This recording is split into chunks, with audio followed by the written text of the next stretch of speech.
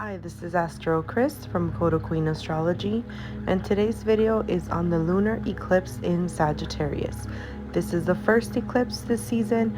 We're followed by the solar eclipse in Gemini, and can't wait to get into all that good stuff.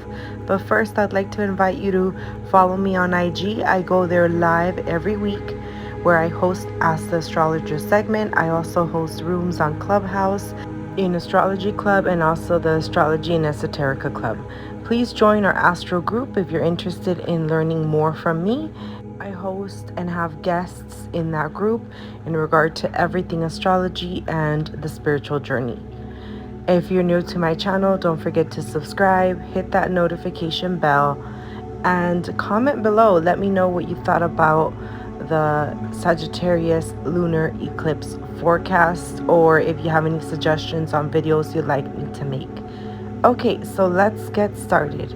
So I am going to make this video short and sweet because I am recovering from a sore throat and I might get out of breath while I'm talking, so just FYI. Okay, so going into this chart and analyzing the chart, we see that the sun is conjunct the north node. So the eclipse is activating 5 degrees in the sign of Gemini, and also the moon is activating 5 degrees in the sign of Sagittarius. So lunar eclipses are a full moon aspect in the sky.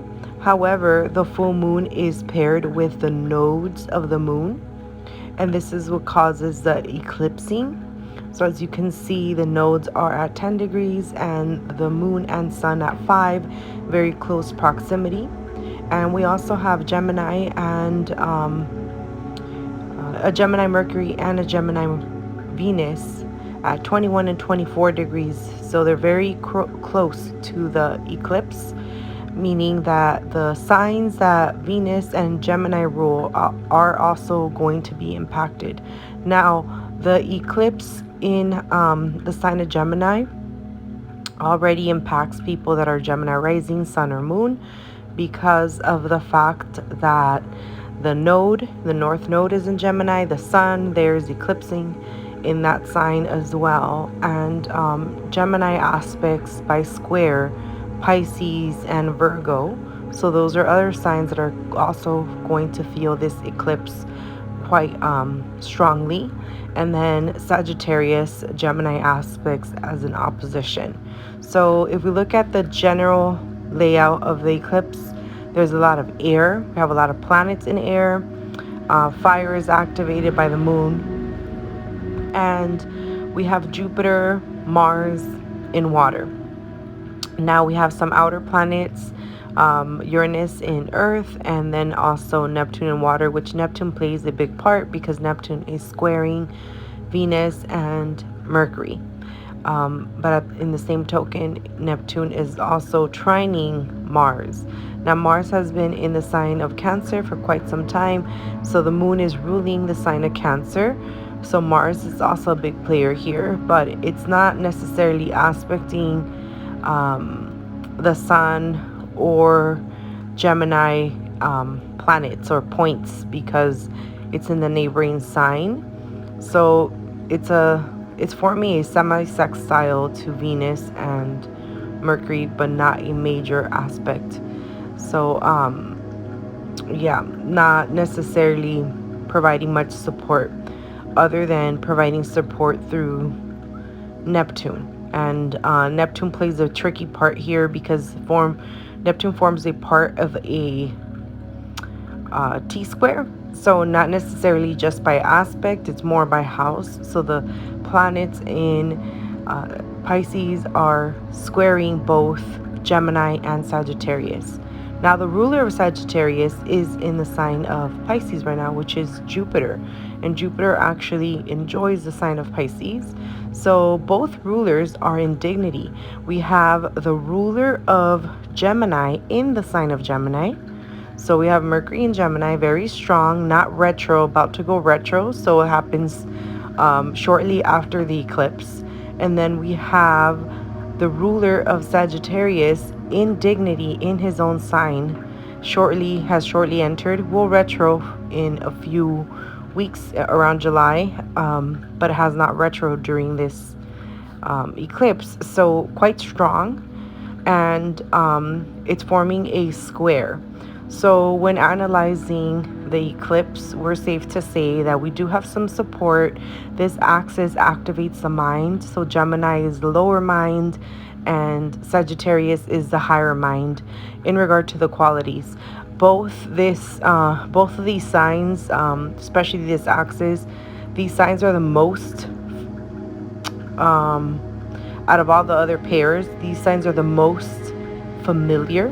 Like they have more things in common than the other signs. Like just an example, Pisces and Virgo and Cancer and Capricorn, they all carry kind of similar qualities to each other. The polar opposites do, but Gemini and Sagittarius, they really, really have a lot of things that are very similar to each other, just taken to a different level and a different perspective. So we have Gemini that's more curious, that focus more on the small details. Take it like a person that reads a book but takes a lot of breaks and maybe reads multiple books at the same time and able to decipher the information without confusing it. So able to process the information that they read from one book and then grabs another book and process the information from that book too, and then goes back to the other one. Things are very mutable, flexible, curious, and wanting to learn and just be curious of the world. That's an energy of Gemini. Expand the mind, stimulate the mind, talk, provide their perspective, but it can also be leaving a lot of things undone if they're in shadow because they're not able to follow through. Now with Sagittarius, it's still the mind, but this is the philosophical mind where you evolve to having lots of knowledge, and then you then provide a perspective to your beliefs. So it's the energy that collected a lot of knowledge but now has formulated a specific belief or belief system, but it was based on the experiences and the knowledge that it gathered. So if you see like the themes around both of the signs, and this is, in a nutshell, they have a lot of similarities because they are talking about the mind and the higher mind. So having the eclipses in this axis is really, really transformative. It actually is a time for lots of change because they're immutable signs, and we've been seeing that a lot of changes have been have happened since the eclipse entered the sign of Gemini consistently. We've seen a lot of changes and things not going back to normal, right? Every time that we see this axis activated, we just literally get catapulted into a different direction as a society in general. So this axis does bring a lot of changes. Now the signs that are going to feel this the most, like I mentioned earlier in the video, are going to be all the mutable signs. That's Gemini, Sagittarius, Virgo, and Pisces. And we're also seeing that the signs that are ruled by Venus and Mercury is already involved because Mercury rules Gemini and Virgo. Those are primary. But Venus is also involved, and Leo and the Moon, they're always affected by everything that happens. So if you're Leo rising, whenever there's a full moon, new moon, you feel it. The same thing with Cancer. If you're Cancer rising, Cancer sun, moon, Leo sun, moon, you feel it because you have your rulers of your chart interacting with each other. And this is going to be more strongly felt with the ascendant versus the sun or any other planets. But Venus ruling Taurus and Libra are also bringing in those houses. Now Libra has no aspect to any of the chart, but we are receiving a aspect from Saturn 13 degrees that has gone retrograde, and it's aspecting the node at 10 degrees. It's a separating aspect, but because the entire house of Gemini tends to be very activated by the transits that are in Gemini, we can say that the trine that is being provided by Saturn is highly felt. So having Saturn there kind of grounds our mind and our ideas. So instead of kind of being all over the place in regard to this energy, it's time for us to kind of hone in and focus, because Gemini likes to do a lot of things at once. So it's not to do one thing at a time, but maybe do two things at a time, versus the Gemini style that it's like over 10 things at one time. So we do kind of have to hone in and be more practical, be more sensible in our perspective and our actions and our intentions, things like that, because Saturn is bringing in a level of seriousness and groundedness, but it is in the sign of Aquarius, which is thinking futuristic, thinking outside of the box, and really not falling into old patterns. Now, it is a lunar eclipse, and lunar eclipse versus solar eclipse are felt very differently, because the moon is our emotions. So it's more internalized. It's more about letting things go. It's more about finding areas where we carry fears or judgment, and really letting that go so we can invite new things for the next lunar cycle. If we get more information from the zodiac sign where the moon is at, which is in Sagittarius, it could be old beliefs that were kind of hammered into us, and we no longer want to identify with those beliefs. It could be things that you were taught by teachers or mentors or gurus, or even your parents, and you no longer agree with those ideologies. You have now formed new ideologies. You have formed new perspectives, and it's time to go to the Gemini energy, where you are asked to be more curious, more open-minded, to reread that book. Just say you read the cliff notes, or you kind of sped read some of the chapters. It's time for you to go back and reread, take your time, really hone in on the details, and see if you get more insight. I'm a person that loves to read. I've been a reader all my life, and I just am amazed every single time I reread a book, especially books that I absolutely love. I get more and more information from them. And this is because I'm looking at this book with a new set of eyes, new perspective, not necessarily looking at this book and saying, oh, I read this book, I know everything this book had to offer and say. It's more like I could have read that book and not necessarily got all the messages and metaphors and just the information that's there for me. So this axis really talks about that. It's us reshaping our belief system. The moon is highlighting the Sagittarius house, and it's letting us know it's time for us to reshape something there. It's time for us to either let go of fears or limitations, or especially mindset, because this axis really impacts the mindset and life purpose, and also spiritual comforts. And I'll explain why.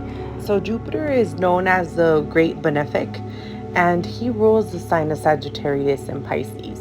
And when we look at these signs and the houses that they also rule naturally, they're all about our mindset, our life purpose, and our spiritual development, our spiritual journey. So this is one of the Dharma houses. The 9th house is ruled by Jupiter, and then also a Moksha house, which is the 12th house, ruled by Jupiter. And when we combine the meaning of the Great Benefic, really our mindset, our abundance mindset, law of attraction and positivity, it all kind of ties into that 9th house. It's what we believe is what we attract, right? So it's a very abundant mindset. And Jupiter being in the sign of Pisces is very supported. Now, he's making a square. So that means we're going to be a little bit optimistic. Well, not a little bit, a lot of bit. We're going to be very optimistic. But there's things that we need to work on. There's things and blockages that we have that we need to let go. So we might have them there, meaning like an example of any one of you is working on having better self-talk or better mindsets, and you say, you know, I am empowered and I attract great opportunities. But deep down inside, life still goes on, and those old subconscious pre-wired beliefs still keep popping up, and it kind of shakes that new perspective, that new mindset that you're trying to live, that you're trying to embody, that you're trying to be at that level, you're trying to work at that level, right? So this is a time you say, okay, what is blocking me? What is continuing to block? I really suggest you journal, especially because we have the eclipse in Gemini axis, and it rules the hands and writing, and Sagittarius rules publishing. So it's a great meditation to do, some automatic writing, journaling, things like that. And see what comes out, see what you are able to release. But start with a focus, start with that house, look at that house, look at the degrees that are being activated in your chart. So not everyone is going to feel this, because of the fact that if you don't have any planets in the mutable signs between, I want to say 0 degrees all the way to, yeah, technically the entire zodiac sign, because there's orbs, but the stronger, the closer, 5 degrees to 24 degrees. But anything between 0 to, yeah, the end of the zodiac sign, Gemini, Virgo, Sagittarius, and Pisces, they really need to focus on the houses that are being involved, which is the Gemini house and the Sagittarius house, and see if you have any planets aspecting these points. I made it a point to do this video because I actually do have planets aspecting these points, and even though my throat wasn't feeling the greatest, I needed to put out this video because I needed to talk about this. So I just felt a calling to do so. Now, whenever we have a T-square, we have to look at the point that provides an outlet, and that is the Virgo house, because the opposition is coming from Gemini to Sagittarius, and the apex is Jupiter and Neptune in the sign of Pisces. So the opposing planet from not planet necessarily, because there's nothing there other than Vesta, but the opposing sign is Virgo. So we look at our Virgo house. Do you have any planets there? Do you especially between 5 degrees all the way to 25 degrees of Virgo? If you have any planets there, you have your sun, your ascendant, your moon, Venus, whatever it is that's involved, then you're gonna quite feel this lunar eclipse. And it's time for you to look at that house that's being affected, look at the planets that are involved, at the signs that the planet rules, because those houses are going to be speaking to you. So focus on releasing, changing your beliefs. All in all, this eclipse is quite nice.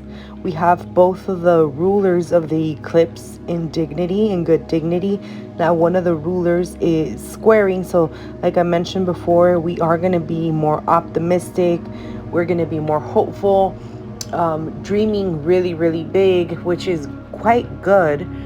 But we have to narrow down the intention, and that's going into that Virgo house and kind of honing in on what it is that we're trying to achieve, what it is that we're trying to work for, and being of service, because the Pisces and Virgo axis is all about being of service and being selfless and having unconditional love.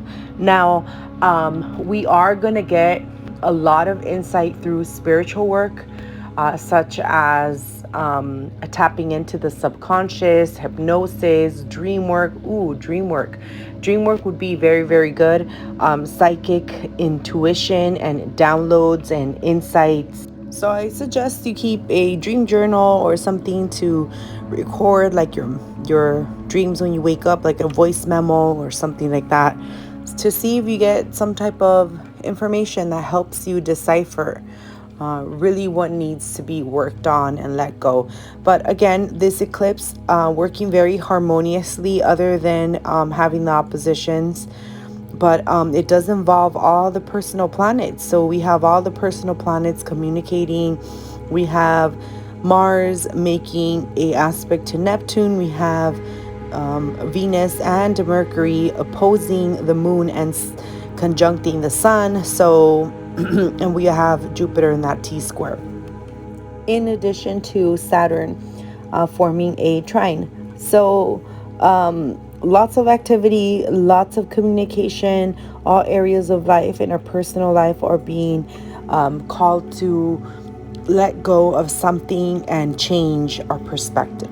Thank you so much for tuning in. If you like this video, don't forget to subscribe, hit that notification bell, and check me out on IG. I will be doing a follow-up on Ask the Astrologer in regard to the lunar eclipse.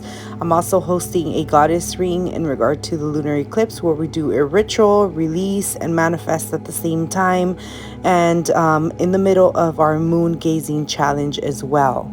And if you enjoyed this video, I think you'll enjoy these other two videos here. So check those out, and I will see you all next time. I wish you the best and happy lunar eclipse, and keep up the good work. Thank you. Take care. Lots of blessings. Bye-bye.